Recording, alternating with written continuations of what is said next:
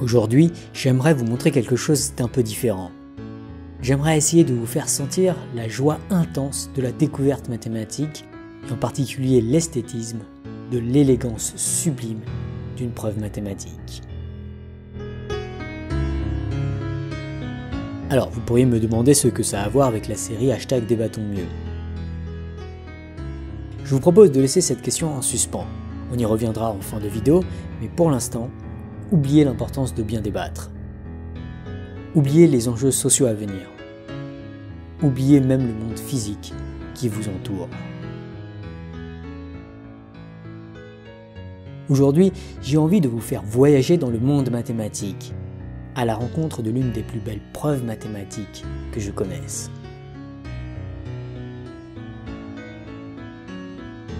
Mais avant de plonger dans les méandres de cette merveilleuse démonstration, parlons du problème que cette démonstration résout. Imaginez que vous soyez un enseignant et que vos élèves ont passé un examen. Manque de bol, vous avez oublié de demander aux élèves d'écrire leur nom sur leur copie. Et pire que ça, vous êtes tombé dans les escaliers, si bien que les copies ont été parfaitement mélangées. Bien sûr, ce n'est pas physiquement crédible, mais oubliez la physique pour aujourd'hui.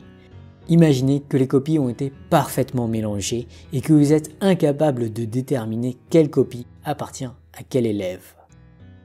Gêné, vous corrigez néanmoins les copies et le lendemain, vous donnez aléatoirement une copie à chaque étudiant. La question qu'on va se poser est la suivante. Quel est le nombre moyen d'étudiants qui recevront leur propre copie de l'examen ?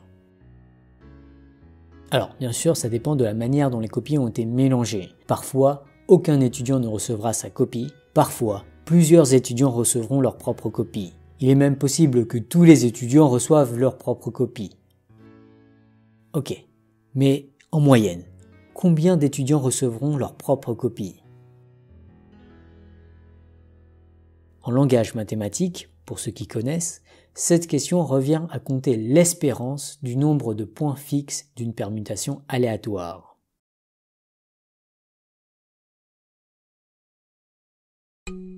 Pour la petite histoire, cet exercice m'avait été posé quand j'étais en classe préparatoire. J'avais alors cherché à le tourner dans tous les sens, mais sans réussir à le résoudre. Le professeur a fini par le corriger, et je me souviens très bien avoir été saisi par l'élégance sublime de la preuve. Je me souviens très bien m'être dit « Oh putain, c'est magnifique !» Eh bien, mon objectif aujourd'hui, c'est de créer chez vous ce même sentiment d'émerveillement sublime. J'espère qu'à la fin de cette vidéo, vous vous direz vous aussi « Oh putain, c'est magnifique !»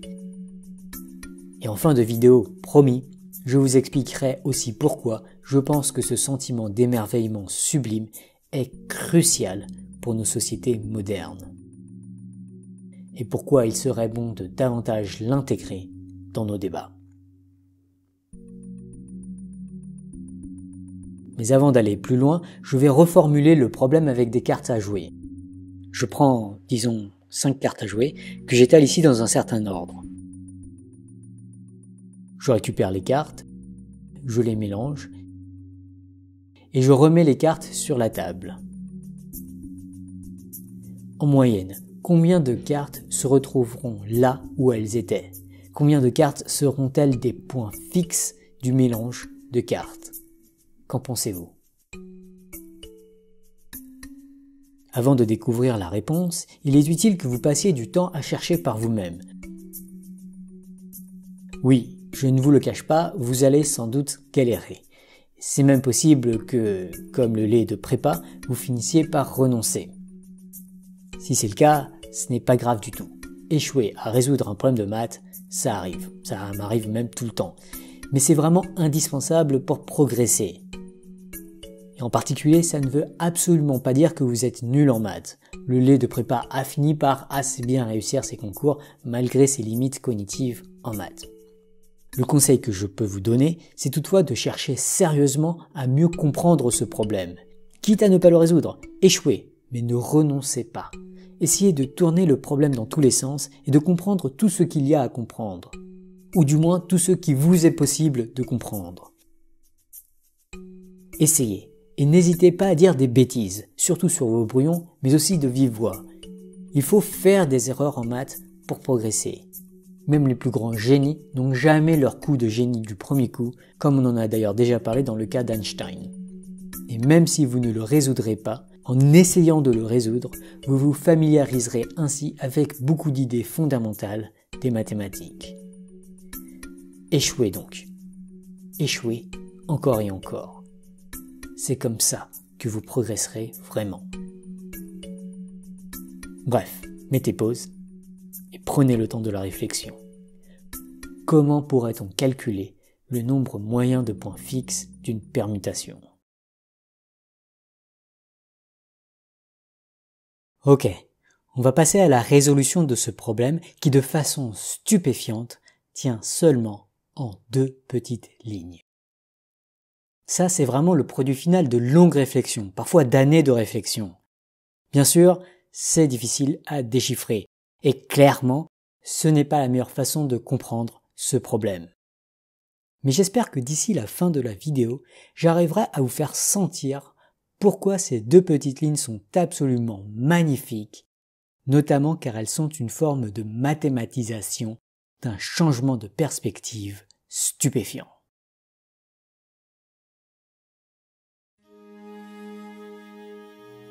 Pour comprendre cela, reprenons notre jeu de cartes. Et au lieu de considérer les 10 cartes, je vous propose d'étudier d'abord les cas avec très peu de cartes. C'est une technique très récurrente en mathématiques. Quand on est confronté à un problème difficile qu'on ne comprend pas, il est souvent utile de commencer par un cas beaucoup plus simple qu'on a plus de chances de pouvoir comprendre. Je vous encourage d'ailleurs à davantage penser à cette astuce la prochaine fois qu'on vous posera une énigme, qu'elle soit mathématique ou non. Commençons par le cas avec une seule carte. Dans ce cas, il n'y a en fait qu'un seul mélange possible, et il donne exactement un point fixe. Bon, ça paraît assez bizarre comme premier exemple, et assez peu informatif, mais on va quand même le noter. Qu'en est-il maintenant du cas avec 2 cartes? Dans ce cas, il existe 2 types de mélange de ces 2 cartes. Soit les 2 cartes restent telles quelles, auquel cas on a 2 points fixes, soit elles sont interverties, auquel cas on a 0 point fixe. Voilà qui nous fait une moyenne de 2 plus 0 divisé par le nombre de mélanges qui ici est égal à 2, ce qui nous fait 2 divisé par 2 qui est égal à 1 point fixe. Et tiens, il se trouve que c'est le même résultat que précédemment. Bon, qu'en est-il maintenant du cas avec 3 cartes? Alors, ça prend un peu de réflexion pour déterminer tous les mélanges possibles, mais il se trouve qu'il y en a 6. Il y a 6 façons de mélanger 3 cartes.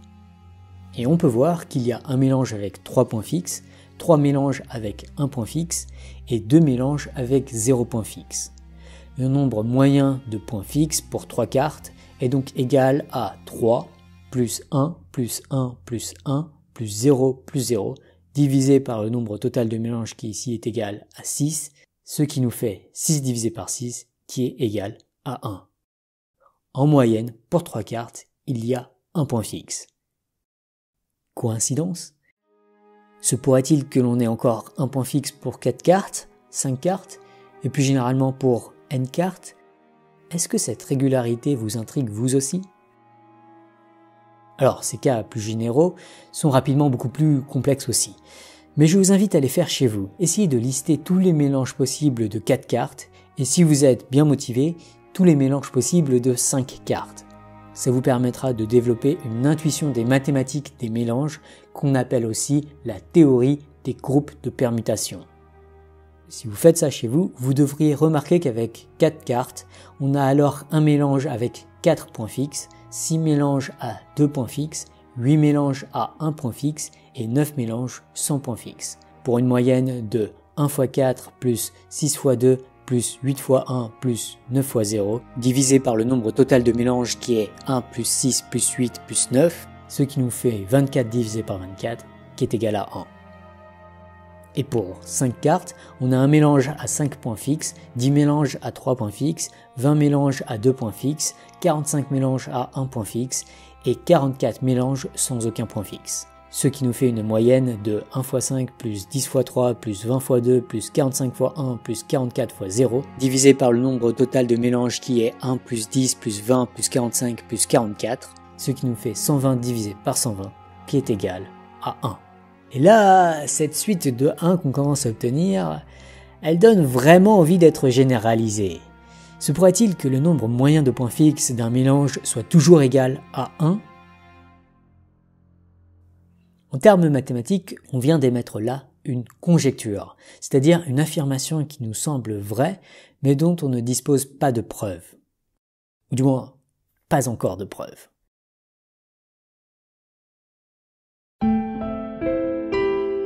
Il reste maintenant à prouver cette conjecture. Et là, ça semble moins évident. Oui, parce que les calculs qu'on a effectués pour aboutir à cette conjecture semblent longs, complexes et complètement désordonnés. Il semble a priori difficile d'exploiter ces structures pour anticiper le nombre de points fixes. À moins que... Vous voyez comment faire ?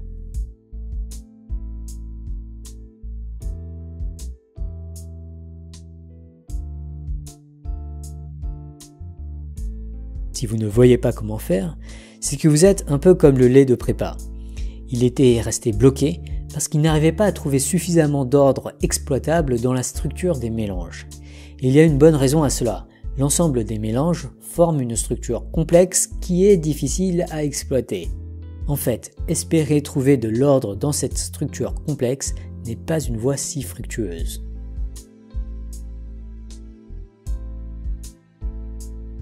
Pour résoudre ce problème, ou du moins pour résoudre ce problème avec élégance, il va nous falloir changer de point de vue. Vous voyez comment faire ?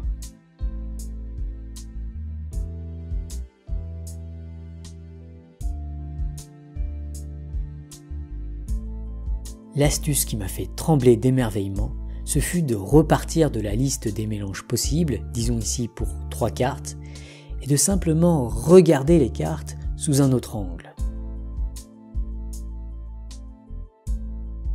Ce qu'on va faire, c'est un simple changement de point de vue en regardant les cartes non plus verticalement, mais désormais horizontalement. Vous voyez pourquoi ?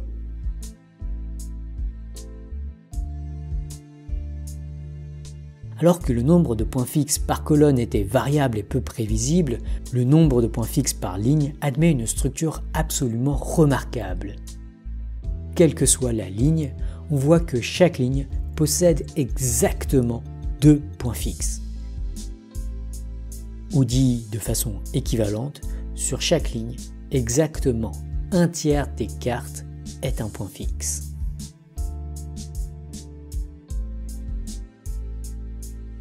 Alors, est-ce là une coïncidence ? Est-ce un hasard que chaque ligne possède exactement un tiers de points fixes ?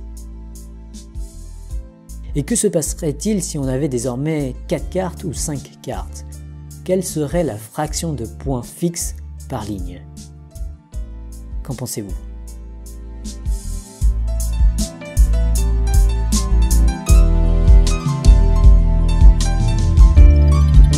En fait, à bien y regarder, sur chaque ligne, chaque carte apparaît autant de fois.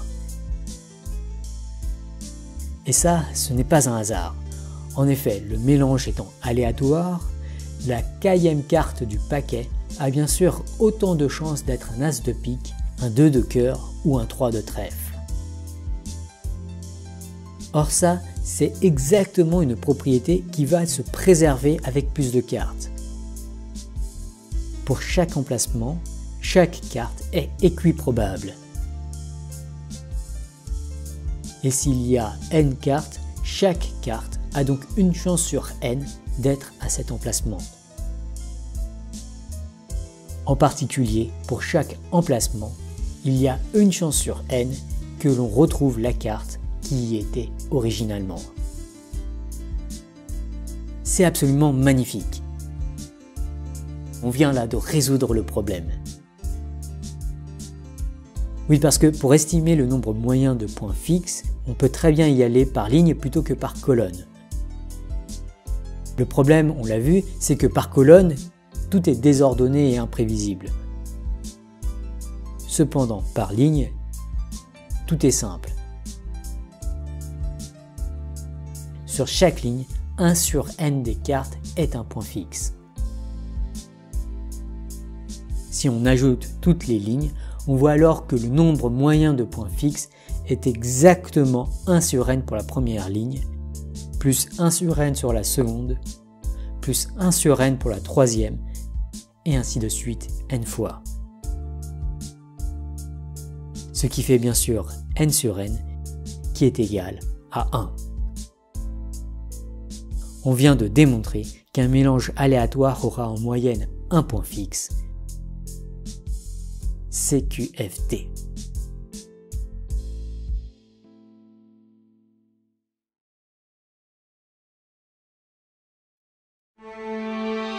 J'espère qu'en écoutant cette preuve, vous avez ressenti cette accumulation d'excitation et de joie qui devrait accompagner notamment ce fabuleux changement de perspective et l'élégance de la démonstration qui en découle. Alors, vous pouvez vous demander ce que ça a à voir avec la preuve des 2 lignes que j'ai montrées en début de vidéo. Eh bien, de façon stupéfiante, ces 2 lignes encodent exactement le raisonnement que l'on vient de faire.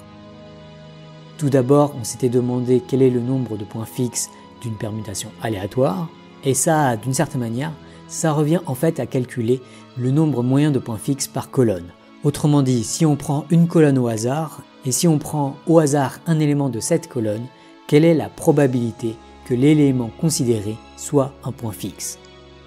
D'une certaine manière, ça revient à marquer un point à chaque fois que c'est le cas, et 0 quand ce n'est pas le cas, ce qui est représenté par le symbole que je colore ici. Ensuite, et surtout, l'astuce magique, c'est vraiment à la 2e ligne de calcul qu'elle a lieu. Cette astuce consiste à changer de perspective. Jusque-là, on a d'abord pris une colonne, puis on a étudié une ligne dans cette colonne. Cependant, de façon équivalente, on peut commencer par tirer une ligne, puis prendre une colonne au hasard de cette ligne. Et la magie de cette nouvelle perspective, c'est que tout devient simple et ordonné. Les lignes sont beaucoup plus rangées et structurées que les colonnes. En particulier, pour chaque ligne, on a une chance sur n de tomber sur un point fixe. Il ne nous reste plus qu'à faire une petite addition, et voilà! On a notre résultat. On vient de démontrer avec une élégance fantastique que toute permutation a en moyenne un point fixe. Putain que c'est magnifique! J'espère vraiment que je vous ai fait un peu vibrer avec cette preuve et que ça vous a donné un peu le goût des mathématiques, voire un semblant de curiosité mathématique. C'est vraiment l'objectif de cette vidéo. Au final, je me contrefous pas mal de connaître ce nombre moyen de points fixes. Le résultat en tant que tel n'est absolument pas ce qui est intéressant. En revanche, ce qui a énormément de valeur à mes yeux, c'est ce goût pour l'élégance et la curiosité mathématique. Vous vous souvenez quand on est tombé sur la suite de résultats égaux à 1 ? Ça, en tout cas, c'est vraiment le genre de truc qui titille un mathématicien. Cette curiosité encore inexpliquée. Ce champ du savoir que notre cerveau n'a pas encore exploré. Ce mystère qui reste à disséquer. Et puis aussi et surtout, il y a ce merveilleux changement de point de vue, ce bouleversement de la pensée, cette élégance du raisonnement qui éclaircit tout à coup un mystère inexpliqué. Putain que c'est magnifique. Malheureusement, cette curiosité et ce goût pour l'élégance, ce sont des choses qui sont souvent très déficientes dans énormément de débats. On a tendance à ne pas se poser suffisamment de questions, à ne pas suffisamment chercher à comprendre, à ne pas suffisamment être titillé par les curiosités et à ne pas suffisamment trouver de plaisir dans l'éclaircissement de mystères. Or, sans cette curiosité et ce goût pour l'élégance, ce sont des pans entiers du savoir qui risquent d'être ignorés. Car sans eux, il est très difficile de trouver la motivation pour s'informer, surtout sur des sujets techniques. Combien d'écologistes aujourd'hui ignorent les étonnants détails techniques cruciaux à comprendre pour estimer l'urgence climatique et l'importance relative de différentes approches pour l'adresser? Combien de technologistes ignorent les difficultés techniques à rendre les IA robustement bénéfiques et les travers auxquels des systèmes mal sécurisés peuvent conduire? Combien de non-matheux ont complètement renoncé à s'appuyer sur les puissants outils des mathématiques pour mieux appréhender la complexité du monde?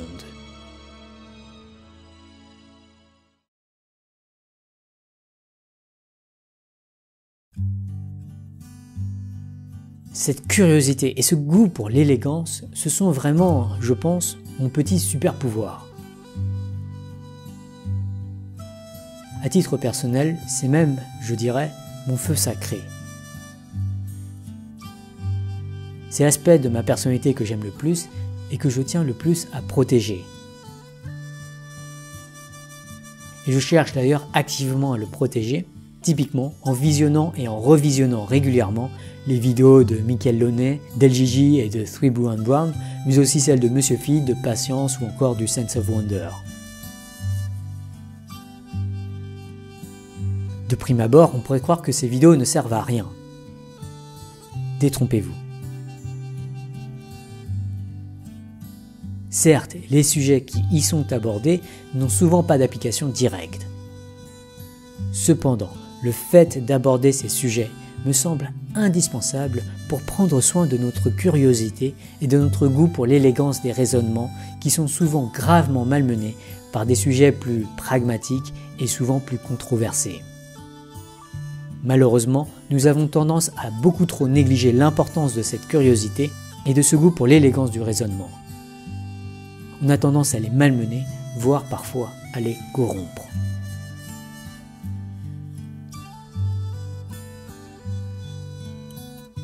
Surtout en situation de débat, on a même parfois tendance à dire à l'autre que penser, sans jamais prendre le temps de susciter une curiosité ou sans jamais motiver l'autre à trouver du plaisir dans ses propres réflexions. Le philosophe Jason Brennan prétend que la poétique rend stupide et méchant. L'un des meilleurs remèdes semble être de trouver du plaisir dans l'élégance mathématique.